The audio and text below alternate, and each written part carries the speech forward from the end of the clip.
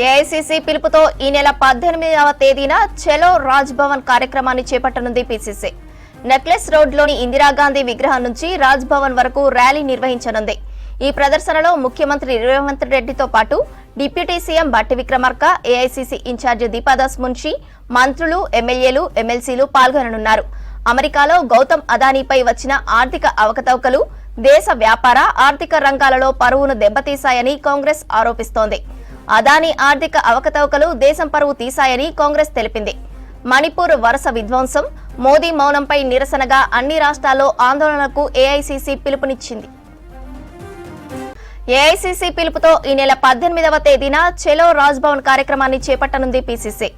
Necklace రోడ్లోని ఇందిరాగాంధీ విగ్రహం నుంచి రాజ్ భవన్ వరకు ర్యాలీ నిర్వహించనుంది. ఈ ప్రదర్శనలో ముఖ్యమంత్రి రేవంత్ రెడ్డితో పాటు deputy CM Bhatti Vikramarka, AICC incharge Deepa Das Munshi, మంత్రులు, ఎమ్మెల్యేలు, ఎమ్మెల్సీలు పాల్గొననున్నారు. అమెరికాలో గౌతమ్ అదానీపై వచ్చిన ఆర్థిక అవకతవకలు దేశ వ్యాపార, ఆర్థిక రంగాలలో పరువును దెబ్బతీశాయని కాంగ్రెస్ ఆరోపిస్తోంది. అదానీ ఆర్థిక అవకతవకలు దేశం పరువు తీశాయని కాంగ్రెస్ తెలిపింది. మణిపూర్ వరుస విధ్వంసం, మోదీ మౌనంపై నిరసనగా అన్ని రాష్ట్రాల్లో ఆందోళనకు ఏఐసీసీ పిలుపునిచ్చింది.